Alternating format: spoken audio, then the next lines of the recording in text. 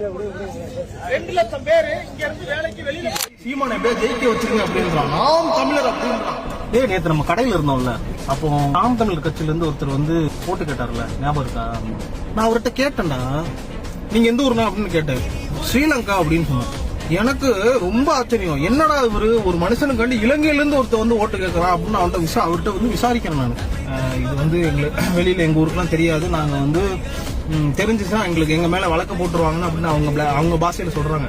அவரு தமிழர்களுக்காண்டி போராடுறாரு. நாங்க இந்த மாதிரி சிங்களத்துல, அதாவது இலங்கையில வந்து நாங்க வந்து மாட்டியிருக்கோம், இலங்கையில இருக்க தமிழருக்காண்டி போராடுறாரு அப்படின்னு. அதாவது அவர் இங்க ஜெயிச்சாரு அப்படின்னா அங்க இருக்க மக்கள் ஜெயிச்ச மாதிரியா நம்ம தமிழ் மக்கள், அதுக்காண்டி இலங்கையில இருந்து இங்க வந்து போராடுறாங்க. அப்போ வந்து நீ புரிஞ்சுக்கணும் யாருக்கு ஓட்டு போடணும்னு. நம்ம தாய்நாடு தமிழுக்காண்டி வந்து ஓட்டு போடுறது தப்பு கிடையாது. எனக்கு ஒண்ணுமே புரியல, சீமானுக்காக இவ்வளவு பேர் வராங்களா அப்படின்னு எனக்கு தோணுது.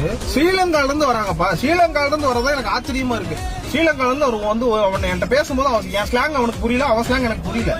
ஆனா அவன் கண்ணுல வந்து ஒண்ணு தெரியுது, சீமானை எப்படியா ஜெயிக்க வச்சிருங்க அப்படின்றான், நாம் தமிழர் அப்படின்றான். எனக்கு அதுதான் வந்து எனக்கு அப்படியே வந்து கூஸ் பம்ஸ் ஆகுங்க பாரு, கூஸ் பம்ஸ், அதெல்லாம் சரியான கூஸ் பம்ஸ். எங்கள் அண்ணனை ஓட்டு போட்டு எப்படியா ஜெயிக்க வச்சிருங்கன்னு எனக்கு அதான் அவன் கண்ணை பார்த்தோன்னே இந்த கூஸ் பம்ஸ் ஆச்சு பாத்தியா.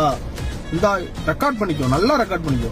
இந்த கூஸ் பம்ஸ் வந்து அவன் கண்ணுல தெரியுது, அவன் கண்ணுல தெரிஞ்சது எனக்கு தெரியுது. அப்ப எனக்கு எப்படி இருக்கும், அவனுக்கு எப்படி இருக்கும்? அவர் எப்படியா ஜெயிக்க வச்சிருங்க ஐயா. மனுஷன் கிடைக்க மாட்டாரு, அவ்வளவுதான். எவ்வளவு நாள் தான் தொண்டை தண்ணி வத்திட்டு தெரிஞ்சுக்கிட்டே இருப்பாரு சொல்லுங்க.